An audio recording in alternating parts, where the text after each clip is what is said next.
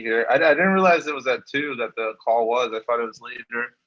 Yeah, no worries. I mean, hey, I mean, no worries. I'm just happy to we finally got a chance to grab you. So thank you so Yeah, much no, for. totally. So exciting. Yeah, I We know. just found out we won, by the way. I know. Congratulations, juried selection for South by Southwest 2021. Congratulations Woo! for that. Yes. Such good energy to that. I'm like so stoked. I'm like, Yeah. what? So So crazy. what was this year like for you? And then these last 5 days, like what was this whole Well, experience like? man, I think the whole year has been like a kind of a roller coaster, hasn't it? Been like for Yeah. everyone. Like it's kind of like going from like highs and lows constantly. I mean, a lot of honestly, like a lot of waves of depression and like trying to find ways to not be depressed. And then like the way I handled my depression was really just kind of like consuming myself in work, you know? So Yeah. like kind of just threw myself at projects and Nuevo Rico was really kind of like a thing, a blessing to kind of keep me sane because I was able to kind of channel a lot of the feelings or like pains that I had into that and like kind of just figure out a way to like navigate all that and Mhm. kind of just yeah, it was just like it was my love for the year and like my passion and so like it was really kind of like a safe place for me to just kind of explore something and do stuff and it was yeah, I don't know if I could have made it out of the year like uh you know mentally healthy if not for Nuevo Rico. So it was kind of like low key, kind of like a weird therapy for me, which is Sure. weird to say. But And how fitting that in this week then you get to premiere it out at South by Southwest. Today the news comes out that you're a juried winner. So this really must have been like a warrior's journey for you to dude, get to it this was point. insane. I Yeah. mean, it was like, oh yeah, like finding out we won was just like a special feeling. And I don't know, like I love South by, I love Texas, I love the vibe here, I love how they like what's programmed here, and like it's just like there's so many good films, and it's deep cut. I'm honored that I feel very seen based on like just how even like how they described the jury notes were like what like holy crap you guys totally get what I'm going for. Yep. Yeah, I just felt like yeah, I feel I personally feel like it's a very special short and Yeah. it's really validating to see other people see that too, so like I don't know. It's just exciting overall. Like I'm just really honored, and I think it's quite special. But you know, I'm really proud of it. You know, at the same time. So Yeah, yeah, and to kind of get to the finish line, that's awesome. So, how did the idea of Nuevo Rico come about? What were you, what was you the know, it's nexus of it? you know, I had like this kind of wild moment in my like I was working on another project pre-pandemic. Like it was this Bob Marley "No Woman No Cry" music video that I was really privileged and honored to be a part of. And like I love cinema of the Caribbean and like just in general love stories told in the Caribbean. Like Hmm. being Puerto Rican myself is just like something I care about a lot. And Hmm. when I was working on that project, there was just this energy about like I don't know. There was so much spirituality, honestly, and like involved in that project that I was starting to like examine like my own roots in general. And I've always been somebody who like thinks about like where we come from and something about telling a story rooted in the future, but like taking elements from the past Hmm. just felt cool. Like the idea of like contrast of like past and future Yeah. just colliding, you know?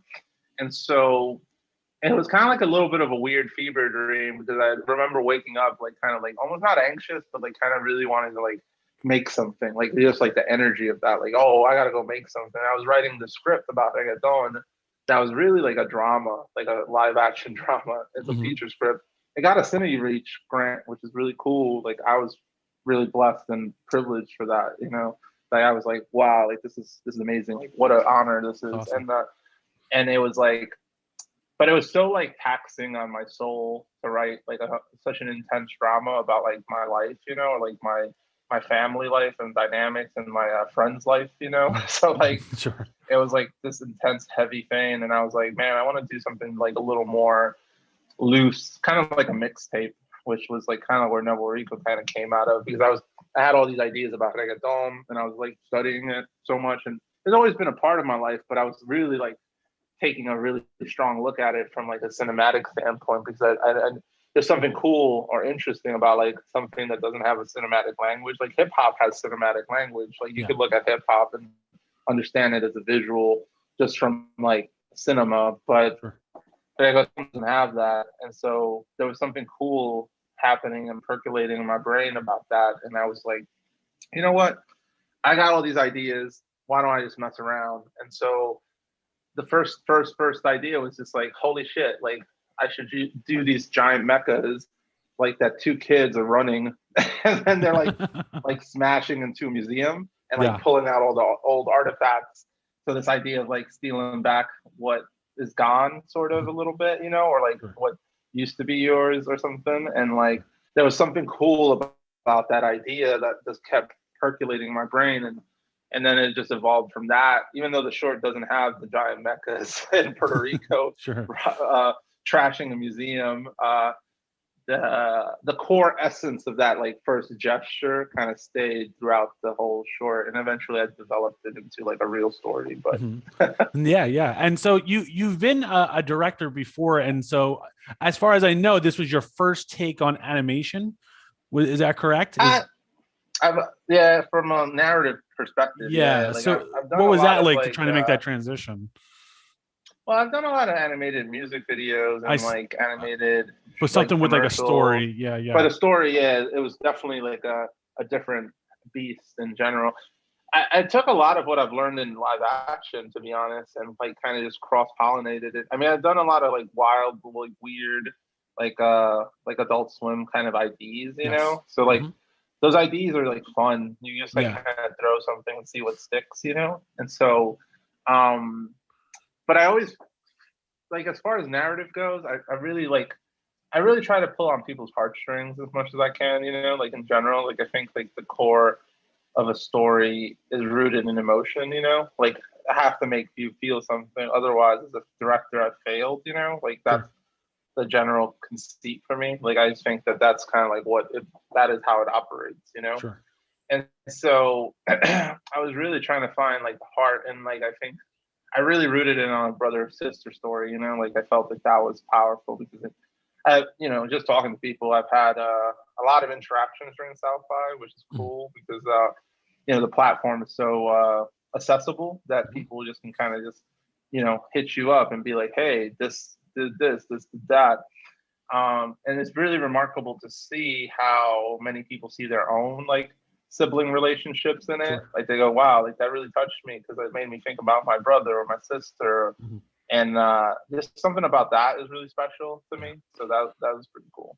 It's cool that your goal was to make the story very grounded, because a viewer could just be whisked away just on the visuals alone, because it really does have this. I'm in love with like deep end sci-fi. Like I love Tron. I love, the Nolan movies, and it's in that thread. It's got that pathos where you could see like, oh, Kristian must have really been influenced by these type of directors and these type of films. And that's what I got when I'm watching this. I'm like, yeah, this looks like a reggaeton remix of Tron. And that's what I like about it. It's just nobody's really done anything like that before. You know what it really like not to show my cards too much, but there's a scene in Neuromancer where like it's almost the penultimate chapter where like they have to like stop at a station, and it's a run by Rastafarians, and it's called Zion. It's a space station called Zion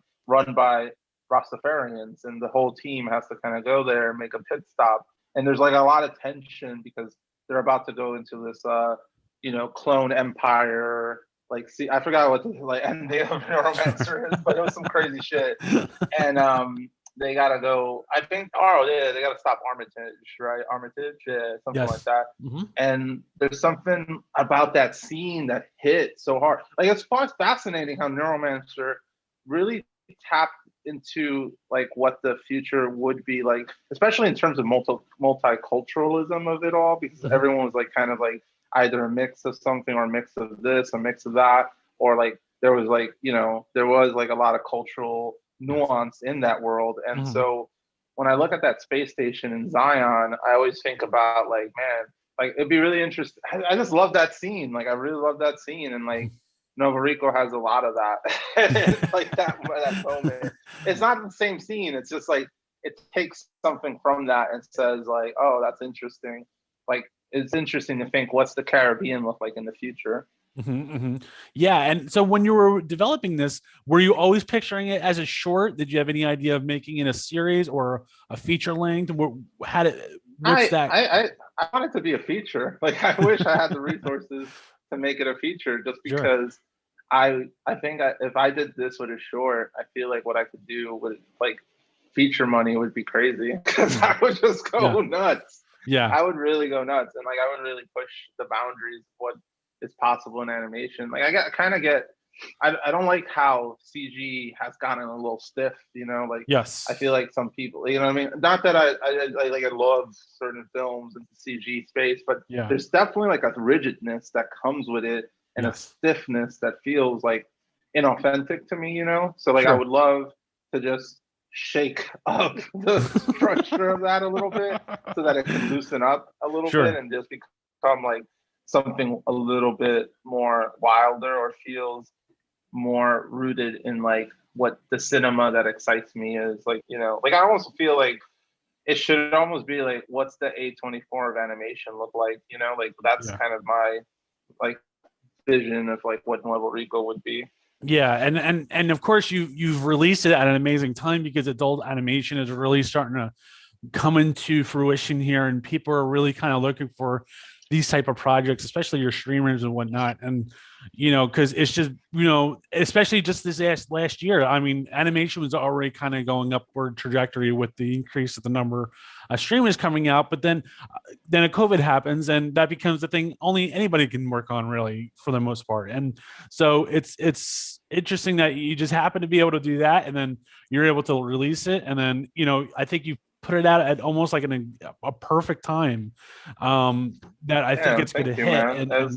and take off. And of I course, appreciate that. I yeah, hope so. and then you have name brand value on it too. You have Jackie Cruz starring in the short. I mean, that's a Yeah, major name. I mean, and what was it like getting her on yeah. board, and what was it like working with her? Me and Jackie are friends, and I think like Jackie has had a lot of struggles in like in terms of just like what the world is like in terms of casting, Mhm. and then casting. It feels like she always has like very like not limited options, but I think that's just a problem like within like the community. You know what I mean? Like sometimes if you're a female Latina like trying to like get a role, sometimes the roles are very not nuanced or very like they're very like blah whatever, like oh Yeah, prostitute, oh maid, oh this, and then like that's a symptom of society and the sure. film industry, I guess, you know. Yep. And so I think when I presented this to her as a previs, because it was just black and white, and it's like really I don't think she even understands what a previs is, you know. Sure. So like she looked at it like, oh, it's gonna be black and white. I was like, no, I'll be introducing all the colors in there eventually. Like maybe it'll have too much color at some point, Sure. but yeah, but it was cool because she was like really into the character Barbie when she saw it, and then she was like, "Do you care if I play this character? Like, do you want me to play this character?" And I was like, "Yeah, like, would you be down? Like, you want to be part of this ride?" And like, Sure. I think that got people excited too because they were like, "Oh shit, all right, cool, she's kind of part of it." And I was also like interested in this idea of like how like I have like Afro Latino who's Jamaican and Puerto Rican, and then I Mhm. have like this Dominican woman, and I'm a Puerto Rican director, and like between the three of us, you're kind of almost creating like this synergy of like, oh wow, do we kind of represent the whole Caribbean in a way, Yeah. and like there's something about that that's exciting because in my headspace, it's crazy when you think about Puerto Ricans. We're mostly comprised of diaspora at this point. Mhm. Like, the vast majority, over half of us, are like not living on the island. Right. So there's Yeah. something said there, and that's an experience you don't really like think about or see as much. Sure. And in my head, Vico and Barbie are like their parents lived in New York, and then they came back to Puerto Rico, and then they were raised in Puerto Rico. And this idea of like this ping ponging and this kind of intersection and this mixing that happens, you know, within our communities, that I don't know. I just felt it was like a cool idea to have. To the layman who's grown up in America, a lot of people won't understand the nuances between different Latin cultures. A lot of times when Latin is presented, and this kind of, we saw this week with, you know, with what happened with Atlanta. You know, a lot of people think, you know, when you're talking about Asian, you know, they take Pan-Asianism and they kind of classify everybody as one box. And Latin, it's comfortable for everybody to put everybody in one box and not understanding that it's Cuban. It's not just Mexico. It's Cuban. It's Venezuelan, we're not a monolith. Colombian. There's a whole thing here. It's not just one. A lot of people like to use the term Latinx, but it's like, you really can't. You have to say Colombian. You have to say Ecuadorian, because there is a difference. Hey, if there's a difference in the food, why couldn't there be a difference in the art that comes from it? You know what I mean? It's like kind of like that. It's a culture thing.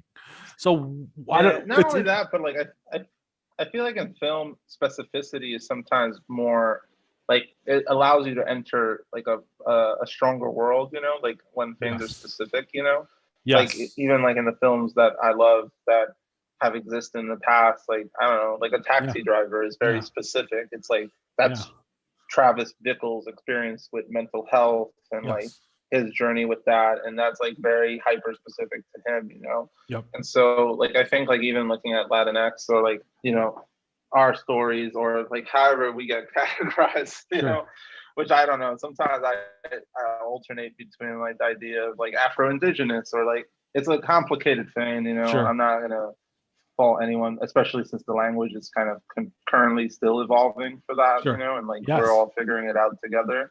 But I think that the specificity is important. So like, you know, you're gonna get a lot of richness from like a very specific US Mexican like perspective. You're going to get a very specific like diaspora, like a Puerto Rican living in Philadelphia experience versus a Chicago experience versus a New York experience. You're going to get something really rich from like a Peruvian person who's like kind of living in the States, you know? So there is a lot of nuance there. And I think like the more we can kind of get specific with the narratives we tell, the more rich those stories are going to be. And like, I think like, in cinema, we're kind of, I feel like people are fatigued with this idea that like, oh, it doesn't exist. I think it's just that no one's like being bold enough to be specific, you know? And so like, that lack of specificity kind of hurts it, you know? And so like, we can't build like audiences because, you know, people they're being too generic in a way, you know? It's like kind of like hard, you know?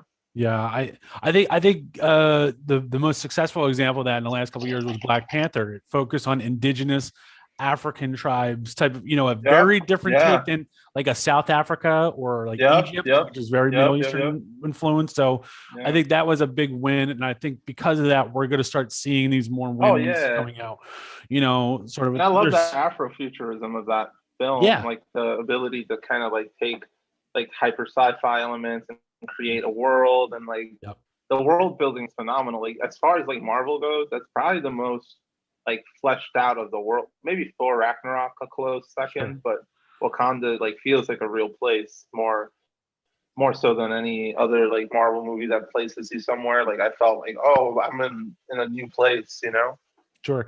And so one more, Kristian, and then I'll let you go. What are the next, what are plans? What are your plans next? Is it further nurturing Nuevo Rico? Do you want to do follow-up things, you know, follow up to that? Or are you working on parallel animated projects too?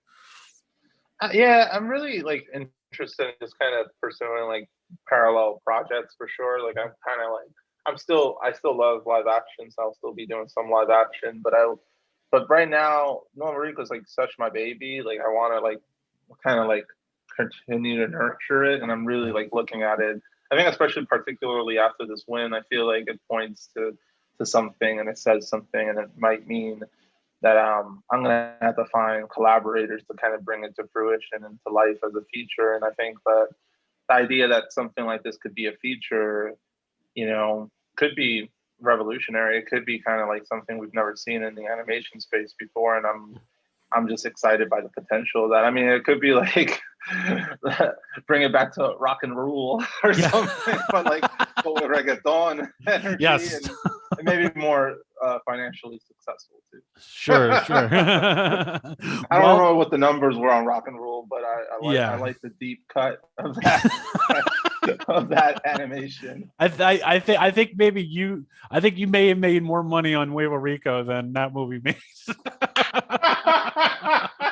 So I'm just playing around. Yeah. I'm just playing around. But rock and roll is like a funny deep cut. Yes.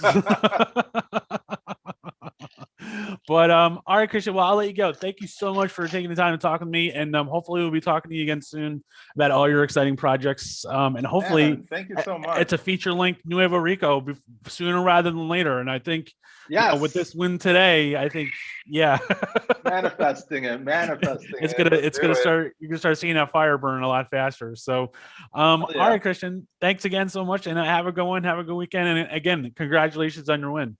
Thank you, man. I appreciate you. You got it. Thanks, Kristian.